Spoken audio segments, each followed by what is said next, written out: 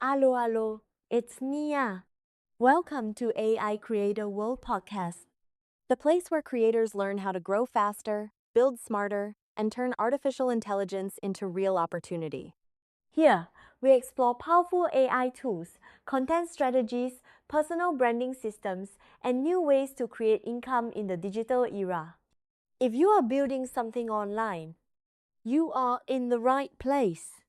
Let's begin. Have you ever had this happen to you? Like you're sitting in bumper-to-bumper traffic. Oh, the absolute worst time for inspiration. Right, you're just staring at the taillights in front of you, or maybe you're just standing at the sink mindlessly doing the dishes, and suddenly this incredible idea just hits you out of nowhere. The elusive light bulb moment. Exactly. I mean, a truly fantastic, genuinely original idea for a show. You can see the whole thing in your head. You got the tone. The tone, the guests, the specific questions you want to ask them. You might even like pull your car over to the shoulder just to furiously jot down notes on your phone. Mapping out those first 5 topics. Mapping it all out. You are fired up.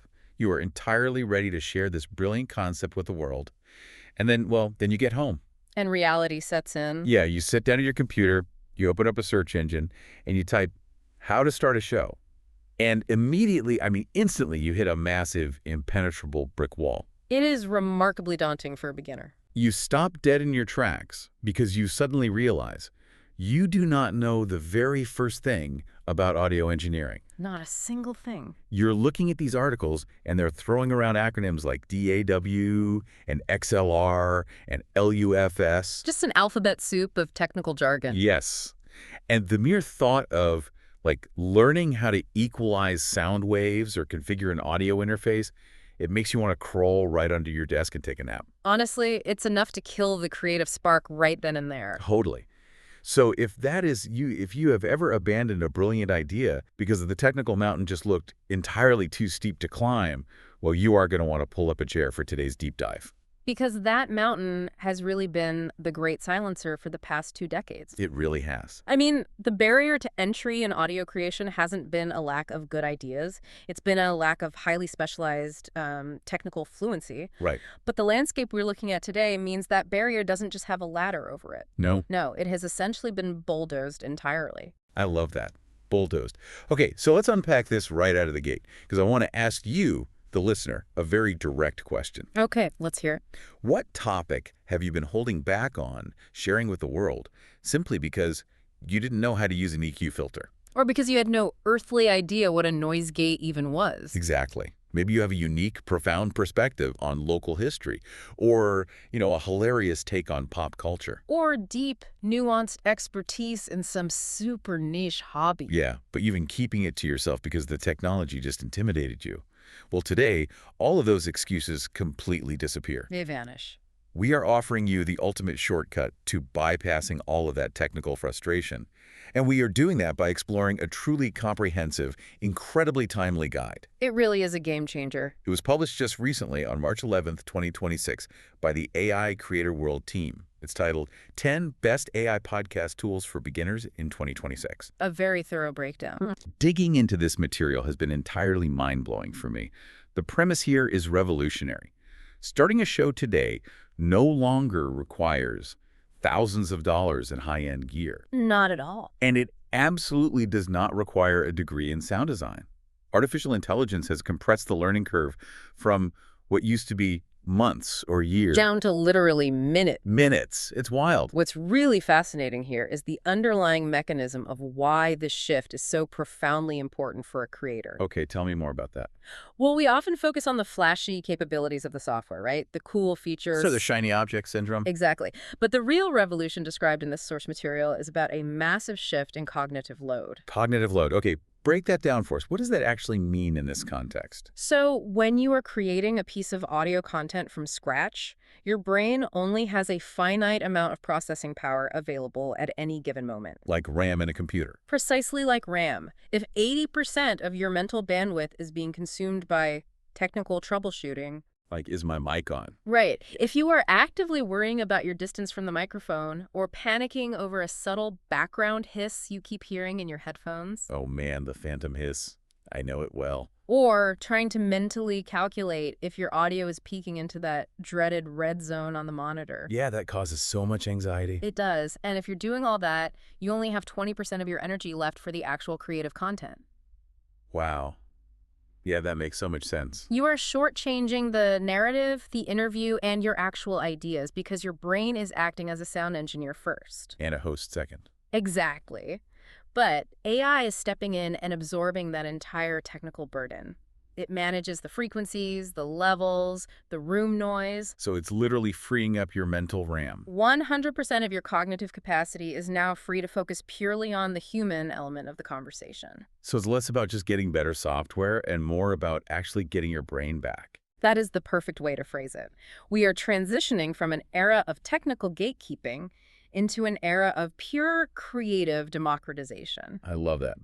But before we start looking at the specific tools, naming names from this guide, I think we really need to set the scene. Some historical context is vital here. Because we need to understand exactly what AI is saving you from. If you haven't tried to launch a show in the past decade, you might not fully appreciate the absolute nightmare that was the pre-2026 dark ages of audio production. The source material actually draws a very stark contrast here, and it's really important context. Yeah, lay it out for us. Pre-AI, if a beginner wanted to start a show, the learning curve wasn't just steep, it was jagged and deeply unforgiving. Jagged is a good word for it. Let's take something as fundamental as dynamic range compression. Before these AI tools, a beginner had to learn how to manually compress audio. And to be clear for everyone, we aren't talking about compressing a file size like making an MP3 smaller so you can email it. No, not at all. We are talking about manipulating the actual physical properties of sound waves. Right, the dark art of making the loud parts quieter and the quiet parts louder. Without making it sound like you're trapped inside a tin can. Yes, which is so hard to do. It's incredibly difficult. Because when a human speaks, our volume fluctuates wildly. We whisper, we laugh, we lean away from the microphone to grab a drink of water. So how did beginners have to fix that back in the day? To fix it manually, a beginner would have to open a digital audio workstation, a DAW, and insert a compressor plugin. Then they would have to manually set a threshold, which is the exact decibel level where the compressor actually starts working. Okay, that already sounds like math. Oh, it gets worse. Then they set a ratio, determining how severely to squash the sound wave once it crosses that threshold. Squashing the wave. Got it. Then they have to adjust the attack and release times. Wait, attack and release. Yeah, dictating how many milliseconds it takes for the compressor to engage and then disengage. And if you set the attack too fast, the audio sounds lifeless and choked. Like someone is strangling the microphone. Exactly. But if you set the release too slow, the entire track pumps up and down like this bizarre, heavy breathing effect. Honestly, it sounds like you were flying a commercial airliner just to record a conversation. And that is just one single plugin. One plug-in. Out of how many? Well, add to that the nightmare of noise gating. A noise gate is a tool designed to mute the microphone when you aren't speaking. So to cut out the room noise or the sound of your computer fan whirring? Right, but it's a very blunt instrument. If a beginner sets the threshold slightly wrong, the gate clamps down too early. And what happens then? It literally cuts off the first consonant of every single word you say. You end up sounding like a glitching robot. Oh, I've heard podcasts like that. It's so jarring. And let's not forget the EQ settings. Oh, EQ is a whole different beast. Trying to figure out which exact frequency of your voice needs to be boosted or cut. You are staring at this graphical interface, looking at a line with different frequency bands measured in hertz. Trying to figure out why your voice sounds muddy. Exactly. Is it the 200 hertz range? Mm-hmm. Is it 500 hertz? And all of this was after you invested in soundproof rooms. Acoustic foam panels glued to your walls, ruining the paint. Yes. And expensive XLR microphones and complex audio interfaces just to get the sound into the computer in the first place? The sheer physics of sound reproduction were entirely the burden of the beginner. Okay, let's put this into perspective. I want to use an analogy here. Imagine you want to go to the grocery store. It's a simple goal, right? You just want to get some milk.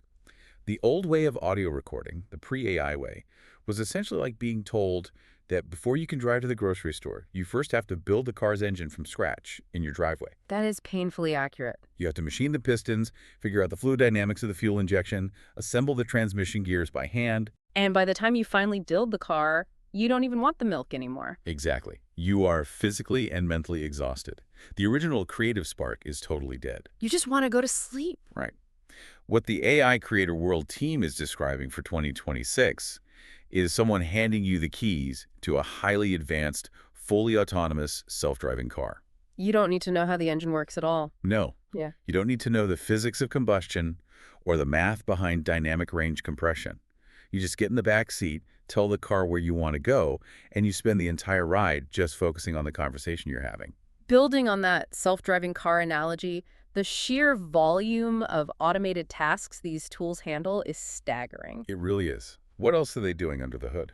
We are talking about neural networks that actively manage background noise removal, eliminate acoustic echo, automatically delete filler words, Which is a lifesaver. and balance levels across multiple speakers simultaneously. Yeah. But it goes beyond just the audio treatment. Oh, right, the post-production stuff. Yes. The software is now generating highly accurate text transcriptions, automatically dividing the episode into logical, time-stamped chapters for the listener. Which listeners love, by the way. They absolutely do. And it's even isolating the highest retention moments to create ready-to-publish social media clips. It is literally like having an entire professional production staff, like an audio engineer, a copywriter, and a social media manager just living invisibly inside your laptop. The source notes that the impact of this is profound across the entire industry. Even for the pros. Oh, absolutely. Even seasoned professionals veterans who know exactly how to manually tweak an EQ curve to perfection. They are using these AI tools because it saves them hours of tedious, repetitive labor per episode. That makes sense. Time is money. But for a beginner, the stakes are existential. Existential. How so? For a beginner, an AI tool isn't just saving time.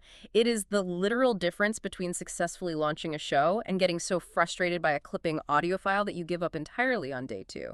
I hear that, and I completely understand the convenience factor. But I have to push back a little here. Please do. Because I think anyone who has spent time listening to high-quality audio is probably having the exact same skeptical thought right now. Which is? So what does this all actually mean for the quality of the final product? Can an AI algorithm really truly replace a highly trained human ear? It's the million-dollar question. Right. If I'm letting a computer make all the decisions about EQ and compression, am I sacrificing the nuance of the human voice? Am I just going to sound like a heavily processed robot? That is the pivotal question. And historically, automated audio tools were incredibly heavy-handed. Like the early noise reduction stuff. Exactly. Early noise reduction plugins basically just took a machete to the high frequencies. Oh, I remember those. It removed the hiss, sure, but it left the human voice sounding muffled, like the person was speaking from underwater or through a thick blanket. Very lo-fi. Not in a good way. But the generative AI models available in 2026 operate on a fundamentally different paradigm. Okay, how so? What is the actual difference in how it processes the sound today? Traditional tools worked by applying basic static filters. AI tools work through pattern recognition and synthesis. So it's creating something. Exactly. These neural networks have been trained on millions of hours of audio data. They pair pristine, studio-quality recordings with terrible, noisy, echo-filled recordings. So it knows what bad sounds like and what good sounds like. Yes. So when you feed your flawed audio into a modern AI tool, it doesn't just blindly filter out the background noise.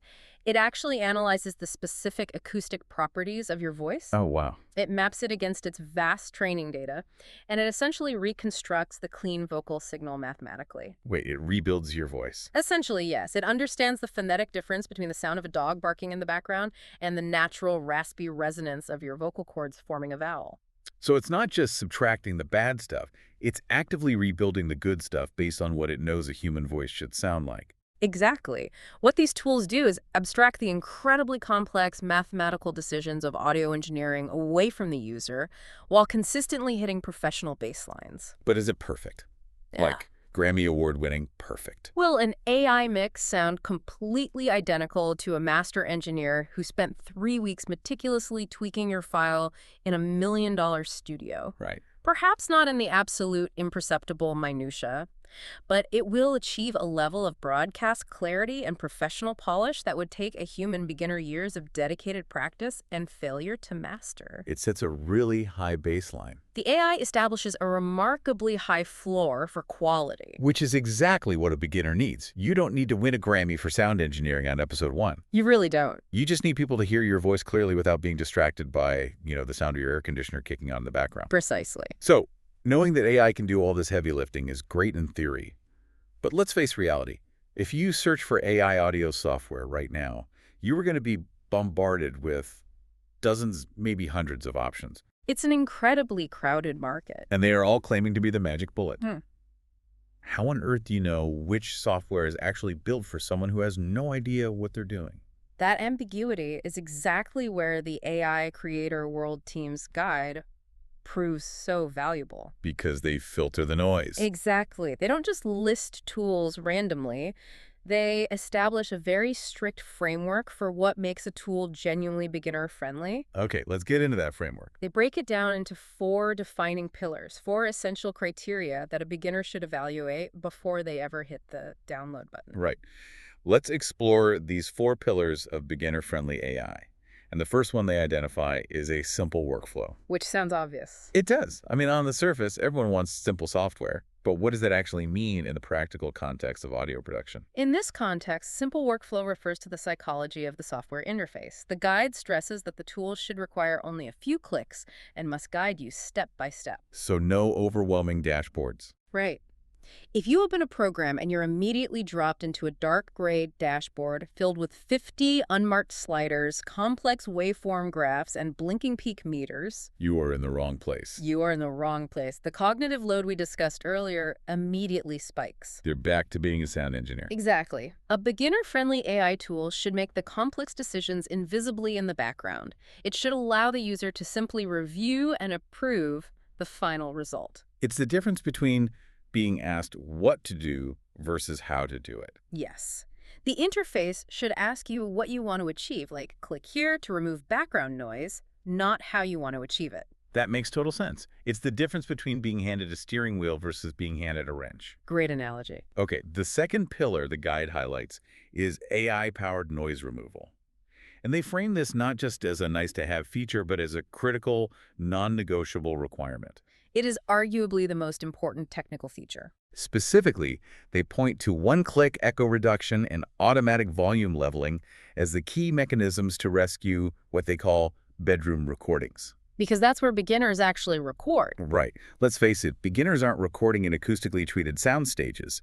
They're recording in their kitchens, their living rooms. Spaces with hardwood floors, vaulted ceilings. Bare walls that bounce sound waves around terribly. This touches on something truly fundamental about audio consumption. The source makes a profound point about audience behavior here. Oh, what do they say? They note that listeners are remarkably forgiving of imperfect content. If you stumble over a word or if your argument isn't perfectly polished, they will stay with you. They'll give you grace for being human. Yes, but they will stop listening the absolute moment the audio becomes physically distracting. Okay, here's where it gets really interesting to me. Why is that? Why are we so incredibly sensitive to audio quality when, we'll happily watch a grainy, low-resolution video on our phones without complaining? It comes down to the underlying psychology and biology of the listener. We often talk about listener fatigue in the audio industry. Listener fatigue. Yes. When you listen to bad audio, say, there's a constant high-frequency hiss or a terrible room echo that blurs the words together. Or someone's voice is muffled, like they're speaking through a blanket. Right. When that happens, your brain is actually working overtime. It is actively expending caloric energy, trying to filter out the noise and piece together the signal, the actual words being spoken. Wow. That requires intense subconscious cognitive effort. And after 10 or 15 minutes of that, the listener's brain literally gets tired. They get physically exhausted. They do. Yeah. They might not consciously realize why they are annoyed, but they will just hit pause and walk away. So bad audio is actually physically exhausting for the audience. Yes. Removing echo and background noise isn't some vanity metric. It's not about sounding fancy or professional for the sake of ego. It's about survival. It is an absolute non-negotiable necessity for audience retention. If the listener's brain is fatigued by the act of interpreting the sound, They will never have the energy left to absorb your actual message. That is a massive light bulb moment. If they're fighting the audio, they aren't hearing the idea. Exactly. Okay, the third pillar the guide identifies is affordability. This is huge because, let's be entirely honest, most beginners are not generating ad revenue on day one. Rarely. For 99% of people, this is a passion project. The economic reality of the creator space is that heavy upfront investments kill momentum. People just quit before they start. Right. So the guide recommends looking specifically for software that offers generous free tiers. They mention looking for tools that give you 1 to 2 hours of monthly processing entirely for free. Which is plenty for a beginner. It is. If you are doing a weekly 30-minute show, that covers your entire month. And if you need more. If you need more capacity, they suggest paid plans that stay under $30 a month, but crucially, with no long-term lock-in contracts. Oh, the annual contracts are the worst. You need month-to-month flexibility so you aren't trapped if your passion project goes on hiatus for a bit. Okay, the fourth and final pillar is integration. Now, I'll admit, this sounds a bit dry compared to, like, AI neural networks reconstructing vocal cords. It lacks the sci-fi appeal, sure. But having lived through this, I know it is vital for a beginner's sanity. It is the crucial final mile of the journey. The guide emphasizes that good software shouldn't exist in a vacuum. You want tools that have direct connections or built-in API integrations to distribution platforms like Spotify, Apple Podcasts, and RSS.fm. Because if you don't have that integration, you are stuck doing the dreaded manual file shuffle. Oh, the manual upload process. Let me paint this picture for you, the listener.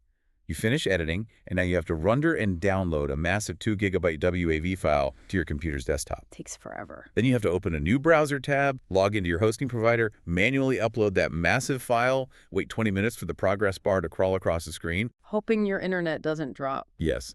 Then fill out all the metadata forms by hand, grab specific RSS link, paste it somewhere else. I mean, it is incredibly tedious. It's a momentum killer. But integration means you click a single publish button inside your editing software, and it automatically beams your episode out to the global ecosystem. It removes the friction at the very end of the process. Which is exactly when you, as a creator, are most likely to be tired and prone to making mistakes. Absolutely.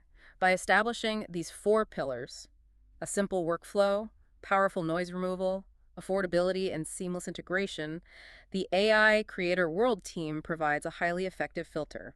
Armed with that framework, we can now look at the actual platforms they have vetted and recommended for 2026. Let's dive into the tools. Let's get into the actual toolkit. We'll start with what the outline calls the foundations and the remote rescuers. These are the core platforms where the actual recording and hosting happens. Right.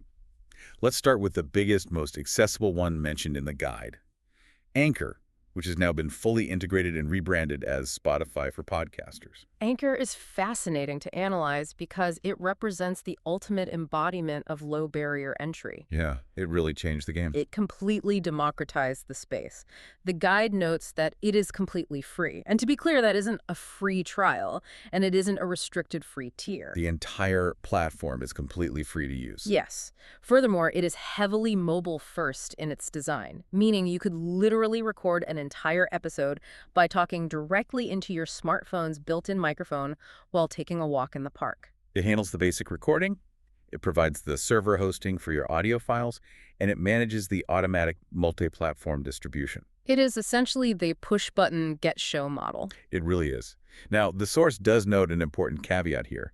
Anchor's built-in AI processing features are somewhat basic compared to the dedicated, highly specialized standalone tools we'll discuss later. Right. It's a jack-of-all-trades, master-of-none scenario. But for a pure beginner who simply wants to test the waters without spending a dime or learning a new interface, its sheer simplicity makes it the undisputed natural starting point. Okay, but let's say you want a bit more automation built directly into the platform right from the jump. You don't just want a recorder, you want a workflow. Enter Alitu. Yes, the guide brings up a tool called Alitu. I like to think of Alitu as the automated hub. It's an all-in-one platform where you record your audio, but then it provides this incredibly intuitive visual drag-and-drop episode builder. The visual interface is key here. It mimics the simplicity of building a presentation slide. Exactly. You literally drag your raw audio file onto the screen, then you drag in your intro music file, drag in your outro music, and the software seamlessly pieces it all together. Applying automatic crossfades between the elements. Yes, so it doesn't sound choppy. Plus, it applies automatic noise reduction to every recording by default, and it generates your RSS feed for you. It's designed for the person who says, I want one single website where I do literally everything from hitting record to hitting publish without ever touching a separate piece of software. Exactly. From there, the guide transitions to a very specific but incredibly common use case that plagues beginners. The remote interview. Yes. Hmm. If you want to interview an expert who lives across the country, how do you capture that audio? And here, the source highlights Riverside as the absolute industry leader. Okay, I have to jump in here and play the devil's advocate. Go for it. I know exactly what you were thinking as you listen to this. Why on earth do I need to sign up for a specialized tool like Riverside just to record a remote guest? We all survived this shift to remote work. Exactly. We all use Zoom or Microsoft Teams or Google Meet literally every single day. Why can't I just fire up a standard Zoom call, hit the record button, and use that audio? It's free, and everyone already has it installed. It is perhaps the most common question beginners ask. And understanding the technological answer is critical to understanding audio quality. Okay, lay it on us. Why is Zoom bad for this? To understand why Zoom is insufficient for high-quality audio, we have to look at how internet protocols actually work. A platform like Zoom is optimized for one thing: real-time, uninterrupted communication. Keeping the conversation flowing. Right. It is not optimized for high-fidelity recording. Okay, break down what happens to the audio on a standard Zoom call. When you speak into your microphone on a Zoom call, the software instantly compresses your audio data heavily to make it as small as possible. Shrinking it down. Yes. It then chops that data up into tiny digital packets and fires them across the internet, where they bounce through various servers before being reassembled on your guest's computer. Sounds chaotic. It is. The internet is inherently unstable.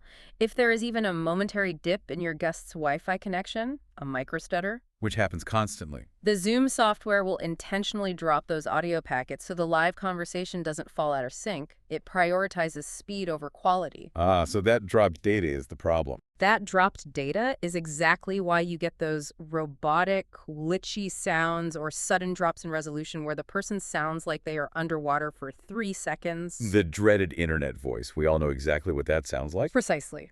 Zoom is performing cloud recording over an inherently unstable connection. Okay, so how is Riverside different? Riverside approaches the engineering problem from an entirely different direction. It doesn't rely on the internet connection for the recording. It records locally. Okay, what does recording locally actually mean in practice for the user? It means that when you and your guest are speaking on Riverside, the software is actually capturing the high-quality, fully uncompressed audio and video data directly from your microphone. And saving it where? Saving it directly onto your computer's local hard drive. Simultaneously, it is doing the exact same thing on your guest's computer, saving their pristine audio directly to their hard drive. So it bypasses the internet connection entirely for the capture process. Completely. Then, in the background, while you are talking, it quietly and methodically uploads those pristine, locally saved files to the cloud. Oh, that's smart. So, even if your guest's internet is terrible, even if their video completely freezes on your screen during the interview, the final recorded file will be crystal clear. Because that file was recorded directly from their microphone to their hard drive, not transmitted over the web in real time. Exactly. That is a brilliant engineering solution. It's like, imagine you are trying to shout a complicated message to a friend across a crowded, incredibly noisy stadium. Okay. And you're relying on them to write down what they think they heard. That's Zoom. That's a great way to look at it. Riverside is like you both just writing your messages down in your own private, quiet notebooks and then swapping the notebooks after the game is over. The message is perfectly preserved, regardless of the noise between you. That is an exceptionally accurate analogy. Riverside solves the single biggest technical hurdle for the interview format, guaranteeing a clean, broadcast-quality audio from someone sitting thousands of miles away on a terrible Wi-Fi connection. It's a lifesaver. Furthermore, the source notes that Riverside also layers on AI capabilities post-recording. Like what? It offers highly accurate AI transcription, automatic speaker labels, and a magic clips feature for generating social media assets, making it a highly robust foundational platform. Okay, so we've got our foundations firmly established. We've recorded the raw audio on Anchor or Alitu or Riverside. But let's be realistic about the human experience here. Life happened. Life happens. You recorded your brilliant monologue, but halfway through, your dog barked aggressively at the mailman. Always right in the middle of a great point. Always. Or maybe you had to record in a kitchen with terrible acoustics and your audio is swimming in room echo.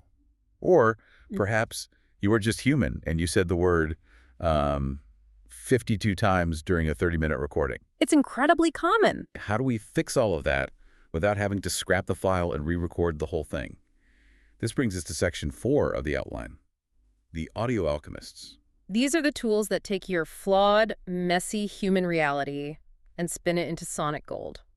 Let's start with a heavyweight mentioned in the guide, Adobe Podcast AI, specifically their enhanced speech tool. This specific tool represents nothing short of algorithmic magic. And the AI Creator World Team Guide emphasizes just how impressive its capabilities are. What does it actually do? What Adobe Enhanced Speech does is take audio that is severely marred by environmental factors, heavy room echo, the hum of a refrigerator, traffic noise, or just a very cheap, low-quality microphone. And it fixes it. It processes it to achieve what sounds like studio-grade clarity. And the best part, the guide points out that this tool is currently available entirely for free. It is incredibly accessible. You don't need a complex Adobe Creative Cloud subscription. You literally just upload your messy audio file on their website. The AI does its heavy computational thinking in the cloud for a few minutes, and it spits out a pristine file. It is the ultimate rescue tool for a beginner who is forced to record in a less than ideal environment, like a shared apartment or a home office with hardwood floors. Going back to our earlier discussion on neural networks, it's important to understand that Adobe isn't just muting the background frequencies, right? Right. It is actually synthesizing a clean version of your voice based on the phonetic data it receives. It reconstructs the voice, separating the vocal frequencies from the environmental noise with astonishing precision. However, background noise is only one half of the audio quality equation. What's the other half? The other half is what we do as speakers, our natural verbal tics. And for that, the guide highly recommends a specialized tool called Clean Voice AI. Clean voice. Clean Voice AI is fascinating. The source describes it as the ultimate cleaner. It operates entirely faster than real time, and its sole purpose in life, the reason the algorithm exists, is to detect and seamlessly delete filler words. The ums, the yos, the likes. But it goes significantly deeper than just filler words. It also detects mouth sounds, wet lip smacks. Ugh, those are the worst to listen to. They really are. It catches stutters, false starts where you begin a sentence, change your mind, and start over. Yeah. And awkward, overly long, dead silences. The underlying technology here relies on advanced phone recognition. Okay, explain phone recognition. A phone is the smallest unit of sound in a language that distinguishes one word from another. The P sound in tap versus the B sound in tab. Okay. Clean Voice AI isn't just looking for volume spikes. It is analyzing the phonetic signature of the audio. It knows the mathematical difference between the sharp, transient sound of a wet lip smack and the hard consonant of a word starting with the letter K. Wow, that is granular. It identifies the drawn-out vowel signature of a hesitant and cleanly extracts it while stitching the surrounding audio back together with a natural-sounding crossfade. So it doesn't sound like a harsh jump cut. That is incredibly sophisticated. And for a beginner, this is crucial because editing out filler words manually is agonizing, soul-crushing work. It's the most tedious part of the job. Zooming in on a waveform, finding the exact milliseconds where the occurs, cutting the track, dragging the two remaining audio clips together, trying to manipulate the crossfade so it sounds natural. Doing that 50, 60, 100 times an episode will make you want to quit the medium entirely. Clean Voice automates that entire nightmare. It acts as an immense time saver, yes, but it also elevates the perceived authority of the speaker. By removing the hesitation, the speaker sounds significantly more confident and articulate. There is one more tool in this audio alchemist category, and the guide refers to it as the absolute industry standard for post-production processing. It's called Aphonic. Aphonic is brilliant. Now, Aphonic specializes in things like loudness normalization and correcting inconsistent levels between speakers. It offers 2 free hours of processing a month. But I have to stop here because loudness normalization sounds dangerously like the kind of audio engineering jargon we promise to avoid. It does sound a bit clinical. Can we break that concept down? Yeah. Why do I actually need Aphonic? We certainly can, and it's a vital concept to understand because it directly impacts listener comfort. To understand loudness normalization, we have to look at how humans perceive volume versus how computers measure it. Okay. Digital meters measure peak volume. That's the absolute highest point a sound wave reaches. But human ears don't hear peaks. We hear average loudness over time. Okay, give me a real-world example of how that affects the listener. Think about your daily life. Have you ever been driving in your car on the highway, listening to an interview show with two hosts? Sure. Host A is speaking very softly, perhaps leaning back in their chair. To hear them over the roar of the road noise and your car's engine, you reach over to your dashboard and turn the volume knob way up. Yep, happens all the time. But then host B suddenly erupts into laughter, or simply has a naturally booming, resonant voice, and it practically blows your car speakers out, forcing you to frantically scramble to turn the volume back down. Yes, it is incredibly annoying. You end up riding the volume dial the entire commute. That frustrating experience is a result of a lack of loudness normalization. It is inconsistent leveling. When you have multiple speakers, or even when a single speaker leans away from their mic and then leans in close, the volume fluctuates wildly. So what does Auphonic do to fix that? Auphonic analyzes the entire audio file from beginning to end and acts as an automated, incredibly precise, invisible volume knob. It brings the quiet parts up and the loud parts down, ensuring that the entire episode sits at a consistent, industry standard loudness level. And the industry standard has a specific measurement, right? Yes, it is measured in LUFS loudness units relative to full scale. It is an algorithmic measurement designed specifically to mimic how the human ear actually perceives sustained loudness. But I don't need to know the math. Not at all. The beauty of Auphonic is that you don't need to know the complex math behind LUFS. You just check a box, and Auphonic ensures your audio perfectly matches the loudness standards required by platforms like Spotify and Apple. It guarantees that your listener never has to touch their volume dial once your episode starts. Exactly. So to recap our audio alchemists, Adobe rebuilds your voice to fix your bad room acoustics. Clean Voice uses phone recognition to delete your bad conversational habits. And Auphonic manages the LUFS to fix your inconsistent volume. Oh, that is a powerhouse trio. It essentially replaces a human mixing engineer. It is a complete, highly capable, automated post-production studio available to anyone. So your audio is clean. It sounds great. But what if the problem isn't how you said something, but what you actually said? The content itself. Right. What if you went on a massive wandering tangent for 5 minutes that ultimately goes nowhere and you realize you need to cut out a whole paragraph of your recording? We've all been there. If the thought of staring at abstract audio waveforms to find that specific sentence gives you a headache, the tools in our next section are going to change the game for you completely. This is a fun section. We're looking at Section 5 of the guide, the word processor editors, and the undisputed heavy hitter in this category, according to the source, is Descript. Descript represents a fundamental revolutionary paradigm shift in how human beings interact with recorded audio. How so?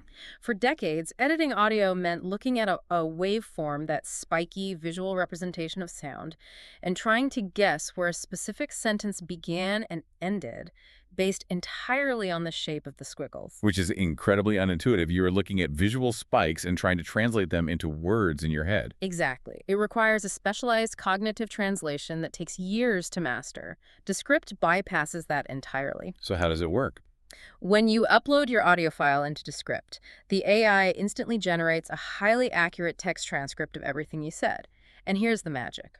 You edit the audio simply by editing the text. It acts exactly like a word processor, like Microsoft Word or Google Docs. Precisely. You read through the generated transcript, you easily visually locate the paragraph where you rambled about an unrelated topic, you highlight that paragraph with your mouse, and you hit the delete key on your keyboard. And then what happens? The text disappears from the screen, and the underlying audio file is instantly, seamlessly cut to match. It is wild.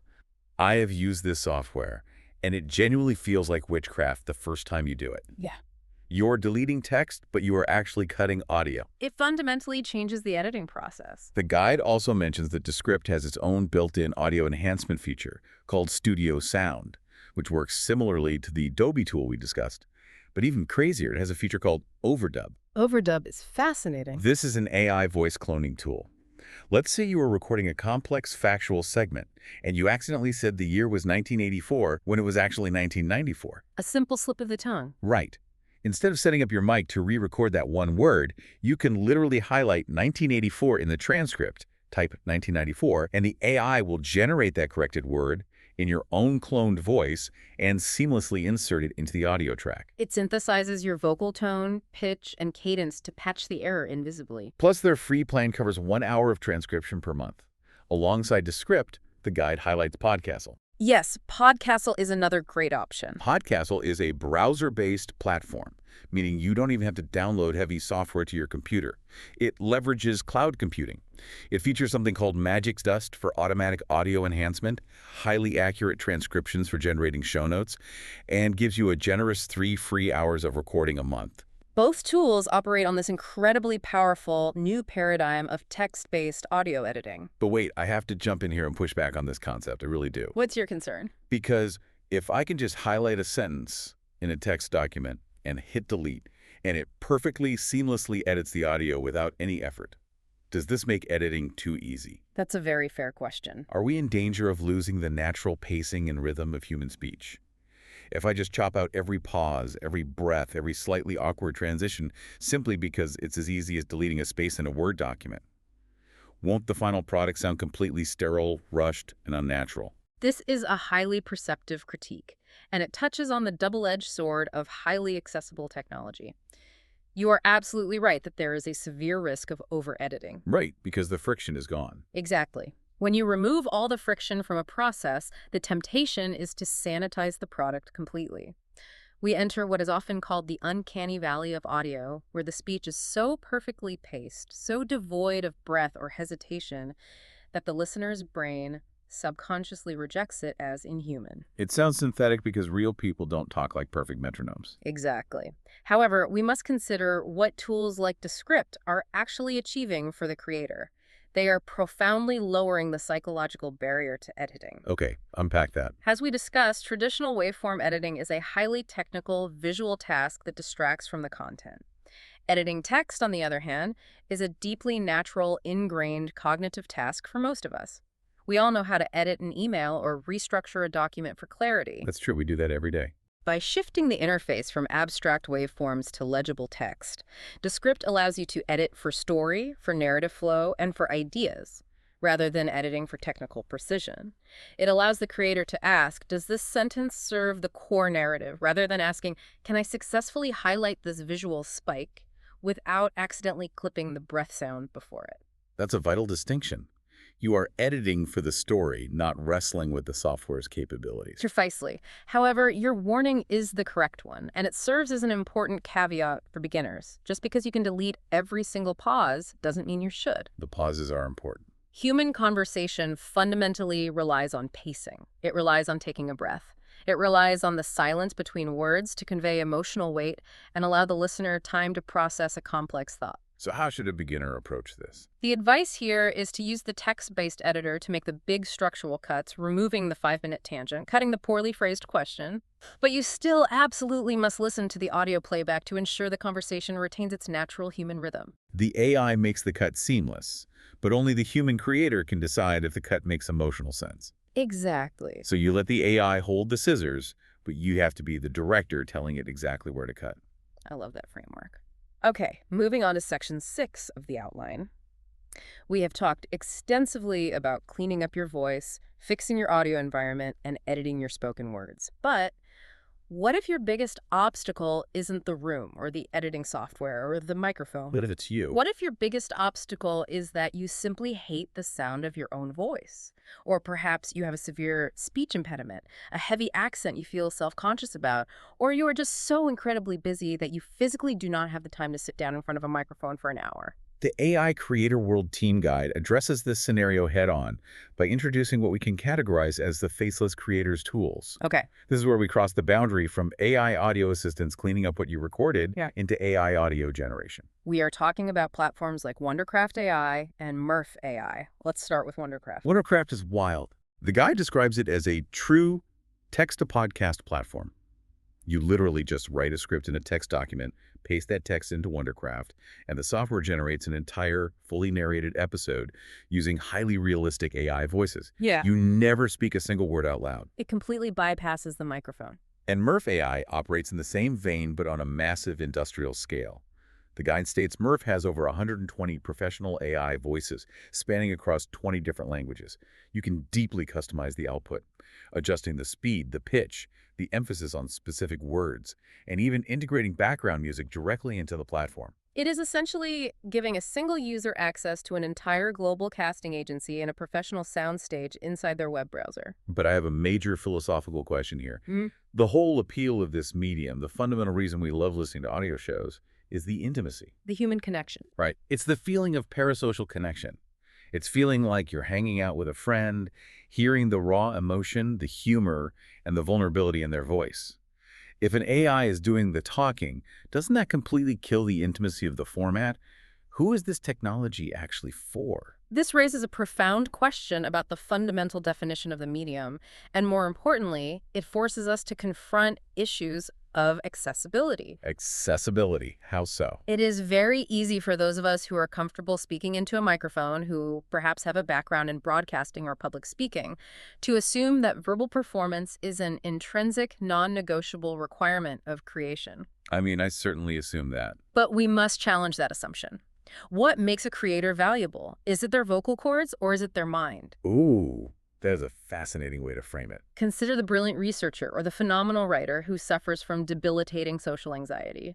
What about the individual with a physical disability that affects their speech patterns? Right. What about the brilliant analyst whose third language is English, and while their written English is flawless and deeply insightful, they worry their heavy spoken accent might hinder their educational message from reaching a wider audience? Oh, wow.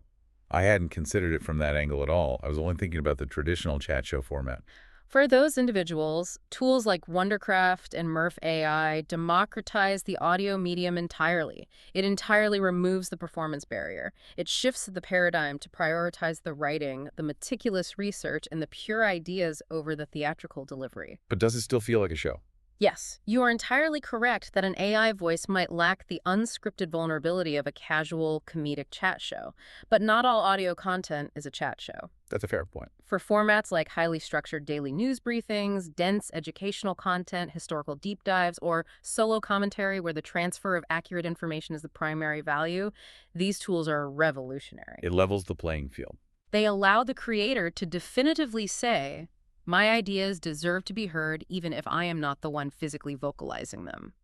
It fundamentally expands the definition of who gets to be a creator. That is incredibly powerful. It shifts the focus entirely from how do you sound to what do you have to say.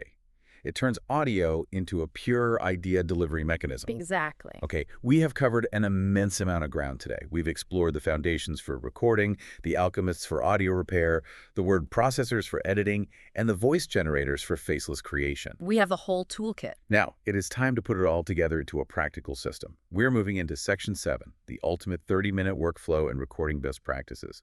We have the entire toolbox open on the table. Let's assemble the ultimate, completely frictionless workflow so that you, the listener, can literally launch an episode today. The guide from the AI Creator World team provides a very clear step-by-step roadmap for this exact scenario. And crucially, it begins before you ever touch a piece of audio equipment. It begins with preparation. Yes. Step 1, prep. The guide strongly recommends using an AI writing assistant like ChatGPT or Claude to draft a highly structured outline before you hit record. Which is such a time saver. Why?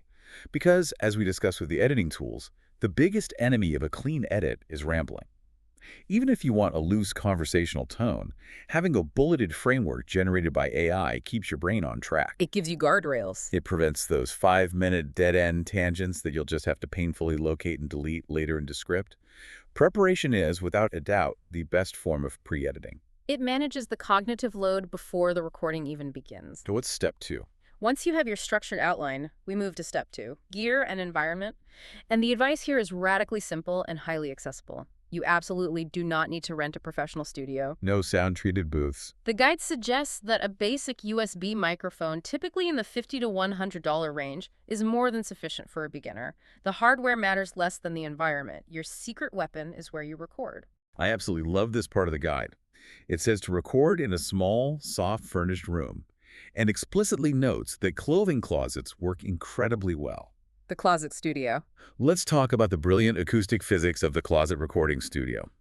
This is the ultimate low-tech hack, pairing perfectly with high-tech AI software. It is basic physics applied brilliantly. Break down the physics for us. Why the closet? When you speak, your vocal cords generate sound waves that travel outward in all directions.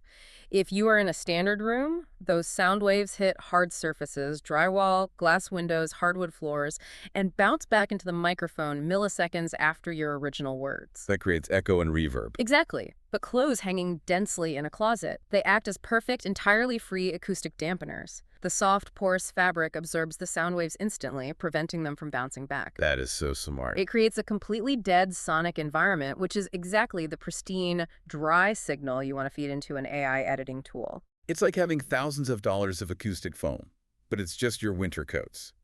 The guide also provides a few non-negotiable best practices for the physical act of recording. Yes, these are crucial. First, keep the microphone consistently 6 to 8 inches from your mouth. This relies on the inverse square law of sound. The closer you are, the louder your voice is relative to the background noise. Second, manually turn off all fans, air conditioners, and silence computer notifications. Don't make the AI work harder than it has to. Give it a clean starting point. And crucially, this is a rule written in the blood of many frustrated beginners. Always do a 30-second test recording and listen back to it before you record the full episode. I cannot stress that enough. Finding out your microphone wasn't actually plugged in or that your input levels were wildly distorted after you record a brilliant hour-long interview is a devastating mistake that you only ever make once. A 30-second test will save your sanity and preserve your creative energy. So assuming you've recorded in your acoustically dead closet, you've got your raw, unedited audio file. Now we enter step 3, the 4-step editing stack. The magic workflow. This is the magic workflow. According to the guide, here is exactly how you process your audio to a professional standard in under 30 minutes. Let's run the stack. Step 1. You take that raw file and upload it to Adobe Podcast AI's enhanced speech. This algorithm strips away any lingering background noise, traffic hum, or subtle room echo that the coats in your closet didn't quite catch. Step 2. You take that newly cleaned file and run it through Clean Voice AI. This uses phone recognition to automatically hunt down and delete every stutter and a wet lip smack without you having to manually slice a single waveform. Step 3. You take that polished, tight file and put it into Auphonic.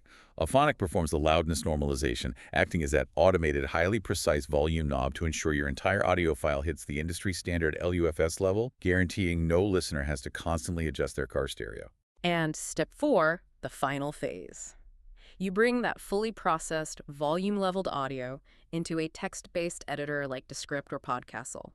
You look at the generated text transcript, you delete any major content errors, structural ramblings, or boring questions, and you are entirely done with the audio. It is a beautifully streamlined, logical pipeline. Noise removal, filler word deletion, volume leveling, content editing. 4 steps to professional audio, which brings us to the final phase. Post-production. The final polish. The audio is locked. What now? Oh. The guide points out a brilliant efficiency hack here. You already have a highly accurate AI-generated transcript from Descript or Podcastle. Do not let that asset go to waste. Use that transcript to instantly generate your written show notes, summarizing the key points and adding precise timestamps. And this step is absolutely vital for discoverability. We have to remember that search engines like Google cannot listen to your audio files to know what they are about, but they can and do index your text. Right, SEO. Exactly. Providing rich, time-stamped show notes derived directly from your transcript drastically boosts your search engine optimization. It allows your spoken words to drive organic website visits and discovery. And finally, you take that finished, pristine audio file and your SEO-optimized show notes, and you publish them via an integrated platform like Alitu or Anchor, which instantly distributes your work to Spotify, Apple, Amazon, and everywhere else simultaneously. Now, as flawless and streamlined as this workflow is, the guide does issue one major, highly stressed warning. It is a trap that almost every single beginner inevitably falls into. Oh, I know what this is. And that is the trap of spending far too much time editing. Yes, the perfectionism trap. It is real. Exactly. Because these AI tools are so powerful, and because text-based editing is so easy, it is incredibly tempting to go in and try to micromanage every single syllable, to obsess over the exact millisecond length of a pause between 2 sentences. It's a rabbit hole. The advice the guide offers here is strict and necessary. Set a hard time limit. If your episode is 30 minutes long, you should not spend more than 30 minutes editing it. Let Adobe handle the complex noise. Let clean voice handle the tedious filler words. Let Auphonic handle the mathematical volume leveling. And then step away. Your job as a creator is to review the narrative flow and the quality of the ideas, not to manually fixate on every stumble. Trust the AI stack to do the heavy lifting it was designed to do. Let the tools work for you. Don't work for the tools. Your time is better spent planning the next great idea. Absolutely. Well, this has been an incredibly dense, genuinely enlightening journey. We are going to wrap up our deep dive today, and I want to just summarize the massive shift we've covered.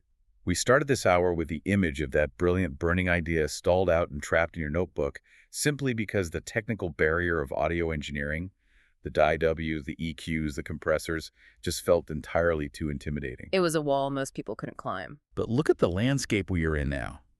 By utilizing the insights from this March 2026 AI Creator World Team Guide, we have completely systematically dismantled that barrier. We have replaced multi-track frustration and visual waveform guessing with a simple, automated 4-step pipeline that polishes raw, closet-recorded audio into a broadcast-quality product in under 30 minutes. I want to speak directly to you again, the listener.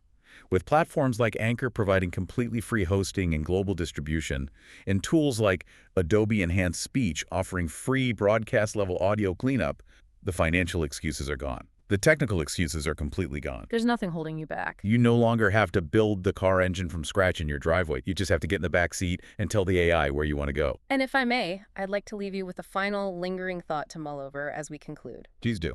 For the past 20 years of digital audio, having high-quality, professional-sounding production was a massive competitive advantage. It was a defensive moat that cleanly separated the amateurs from the professionals. It really was.